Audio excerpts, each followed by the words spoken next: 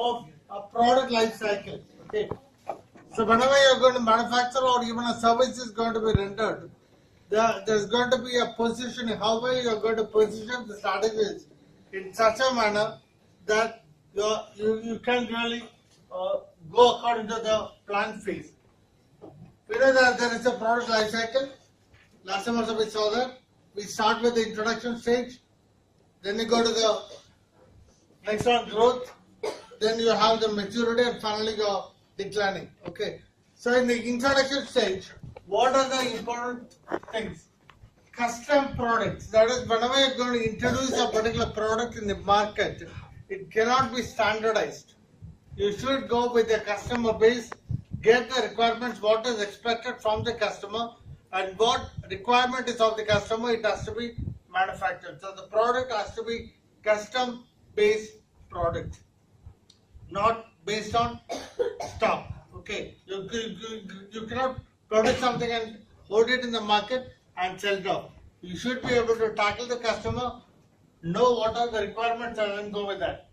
And the volume of production cannot be on a higher side.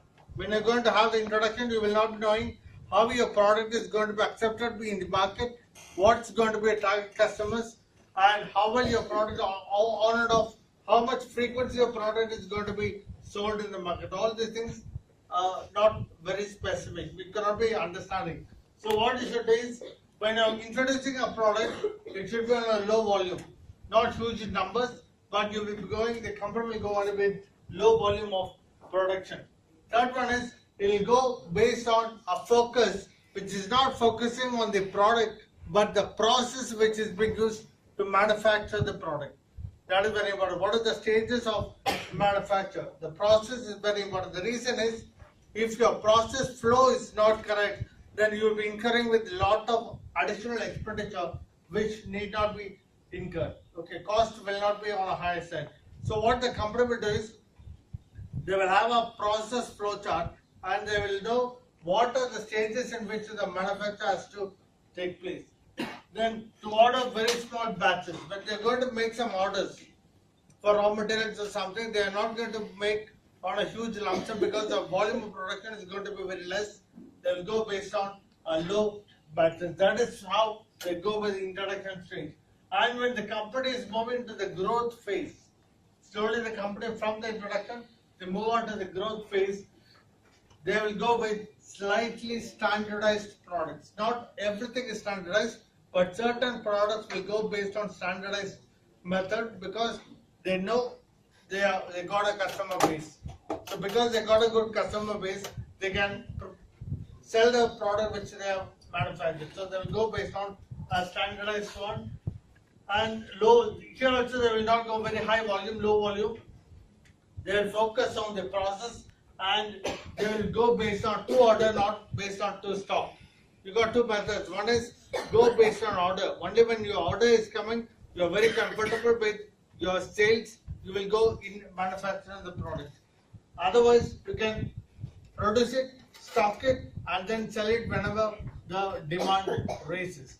But here, when you are going with the growth phase, they will go based on to order, as usual, small batches. When next the growth phase itself, they go to the slightly go towards maturity. They go with standardized products, purely standardized. They don't depend on the customer because they know that whatever product they manufactured, it is going to reach the market. Okay, and in that case, they will go with high volume. They will go based on product focus, not based on the process, because already the process is standardized. They will go based on a product. What is the product is very important. The product quality, the cost of the product with competitors, product and all that. So they will be focusing only on the product and they'll go based on production lines. So they got various methods in which they produce a product. They go based on production lines and they will have large batches because they were very sure that the product is standardized, it is appealing in the market, they got good customer base, they can easily sell the product whatever they are manufacturing. And when they go for declining, slightly declining stages, they go with highly standardized because they know that there's no way in customizing the product because new technologies are coming, modern equipments are coming, modern views, modern ideas, modern ethics are coming with the customers, the requirement of the customer also changes. It will not go based on what exactly they are going with the olden times. They produce high volume, product focus, and two stock. Instead of ordering based on the orders, they go based on stock.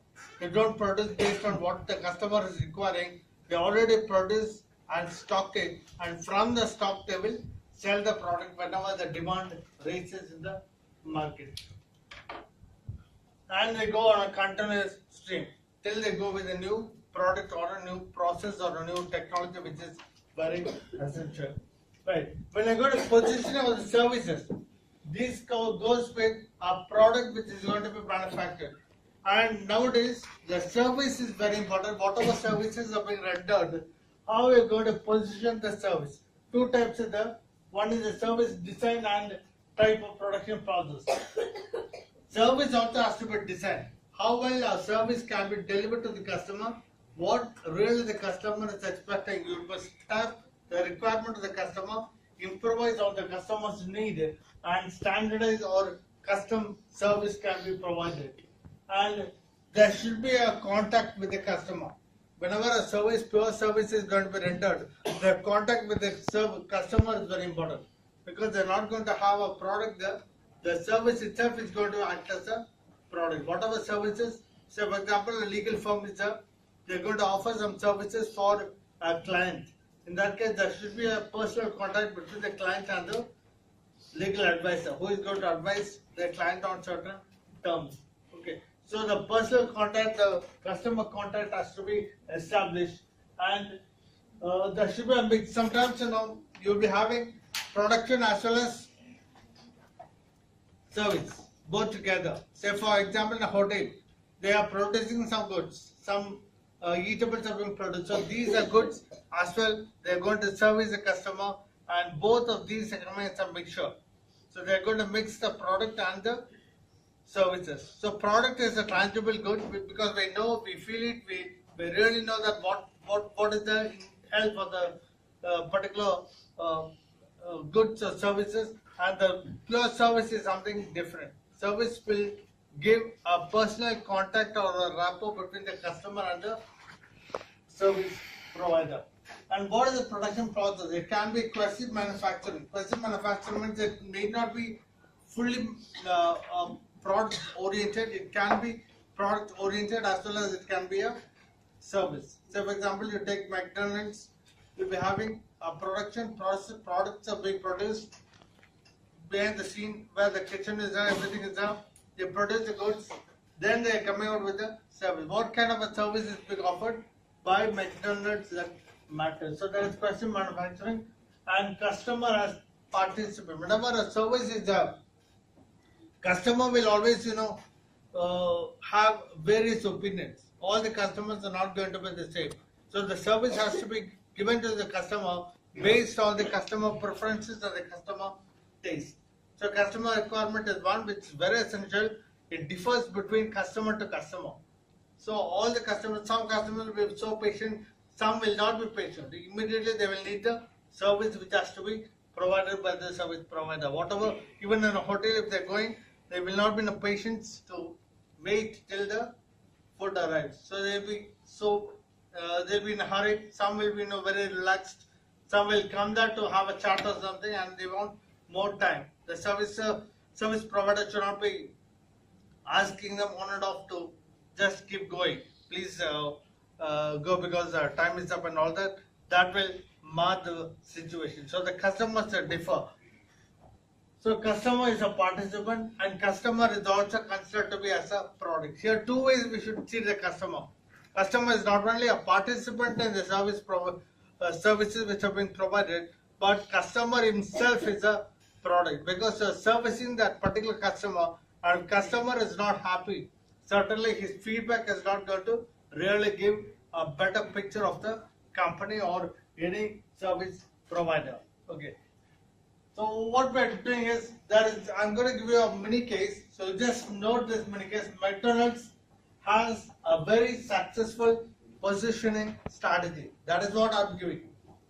McDonald's has a very successful positioning strategy. So what you are expected to do is go to the McDonald's website or whatever, probe into all the concepts, procedures of McDonald's and come out with what is the success behind the McDonald's positioning strategy, how well they are positioning their strategies. Okay, this is a group effect, so I think 9 groups are there. So I need 9 different ideas. Okay, each group, you can go to the McDonald's website, have a clear picture of how McDonald's are positioning its strategies and what are the success norms behind McDonald's. Right? Right. But this next one is designing of goods and services. I've given you certain designing of goods and services, certain steps here. 6 steps are there. Okay. If you carefully watch these 6 steps, this side we are going to have 6 steps considering goods. Okay, considering goods, and the same 6 steps for services. So we are going to have a clear idea on how well the goods and services are being designed for goods which are tangible and for services which are intangible. Okay, goods are, we can feel the physical presence, we can know what exactly the goods are, we can touch, feel and all that. Services are intangible because we can only feel it, but we cannot touch. There is no physical appearance for the services. These 6 steps are there. You can see that up to step 3, goods and services are going alongside. From step 4 onwards, we have just some separation between goods and services. Here we have 4A and 4B will represent the step 4 for goods, 4C and 4D will represent the steps for services. Okay, and then once again all these 2 are common. Market introduction, development, marketplace evaluation. Both are common for goods and services. So just observe this. This will give you a better idea. First thing, as we know, there should be a strategic mission and vision statement. Right? There should be a mission and vision of every company, and which could be giving a reason for the business strategies, the business plan, whatever the next level management is going to work upon. So strategic mission and vision has to be framed, whether a company is going to produce goods or whether the company is going to do services alone, or there is going to be a mix of goods as well as services. Next one is strategic and market analysis and understanding the competitive priorities. So once the company framed its vision, they will make a market study. How well the product or the service is going to reach out to the market. What is the market? Who are the customers? What is going to be the customer target, and how well you can reach the customers, and what are going to be your priorities. You are going to prioritize with your competitors, probably on time delivery or time in manufacturing, how well you're going to do it. The location, that can be one of the priorities. It can be a layout, the design of your company structure. All the things might really help either company to achieve its mission statement. Okay. Third one is customer benefit package design and configuration. We call it as customer benefit package, CBP. So CBP is where the companies are going to offer or market its products, sell its products, design its products according to the customer's need, and deliver the products to the customer. They're going to give it as a whole package. Nowadays, the company is not going to give only the product which is going to be manufactured or only the exclusive service which they're going to render. They're going to give it as a package, whether it is going to be goods, products, or whether it is going to be the services. Everything should come as a package. And how these are coming, we'll discuss with our case. Then fourth one, detailed goods, service and process design. So after when the company has decided to deliver the goods or the services as a package to the customers, they will be designing how the goods or services have to be manufactured or rendered, what could be the design process. How will you going to design the process in which you're going to deliver the goods or deliver the services. So for this, when you're considering goods, you got two things: manufactured goods, design and development, process selection. Why goods are divided into these two kinds? When you're going to manufacture a particular product, two things happen. One is the product itself. Okay, the product is going to manufacture. Second one is how the product is going to manufacture. What is the process involved in manufacturing the product? So two things have to be decided by the management. One, what is the product that they are going to manufacture? When they are going to manufacture a particular product, let's call it as product X. If you are going to manufacture product X, what are going to be the process involved in manufacturing the particular product? What is the equipment needed? What is the process? What are the stages in which the process has to be accomplished to come out with the finished goods? So there are two things involved in goods. One is deciding about the product and deciding about the process adopted to manufacture the particular product. When you go to services, service delivery system and service encounter. Normally, there are two things in services. One is how well the service is being delivered. And second one is with the company also will see to the encounter of the customer. So delivery means, say for example, you're going to a hotel and going to stay in a room. Then the receptionist, they are going to have contact with the customer. They'll be giving the services to the customer, and finally, the customer will be landing in the particular room. Okay, that is delivery system. The services are being delivered by the receptionist to the customer. And second one is service encounter. After the services are being delivered, what is going to be the expectation requirement, whether he is fully satisfied. Customer is highly happy, totally happy on the particular hotel.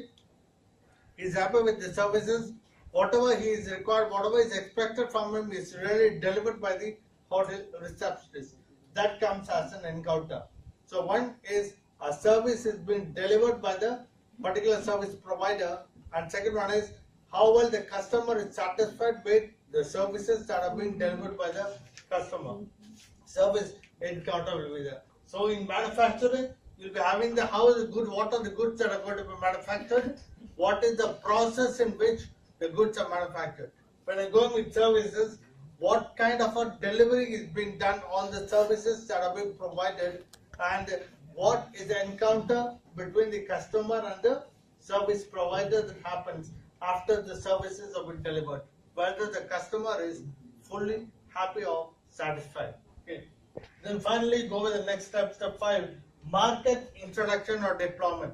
So after this value, they will be deploying into the market, entering the market with all the marketing strategies, selling strategies, delivery pattern and all the things where the goods or the services are finally delivered in the marketplace. And this one is very important, marketplace evaluation. We call it as a graveyard. The reason is after the services or the goods are being delivered and feedback is obtained, sometimes after the market is being evaluated, the company might feel what are the missed out opportunities from the product which is delivered or the services which are being, they might have more errors, they might face with some difficulties, they might not be having a real good customer feedback and all that. So what marketplace evaluation is the one where you decide what the goods or services are really like, whether it is likable by the customer or whether the customer needs some changes. So based on this, they will go with the entire process once again. Okay. So to understand a clear view, this is how the goods and services are being designed. To have a clear understanding, we will go with the case study, Lens Crafters. Okay, so I've already posted the Lens Crafters case into your WhatsApp. So now what we'll do is, we'll open up the case, read the case in alongside with this particular design. Okay, the case can be read with this design in mind. So this design you can view it, view the case, whatever is given, study the case, and then we will have a better understanding on how lens crafters are doing it. After studying this, each group is expected to prepare a design, product or a goods or service design based on any company of your choice. Okay, any company of your choice. It can be an existing company or it can be a startup of your own.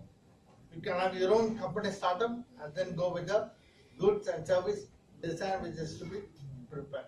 Okay, now let's go with the case.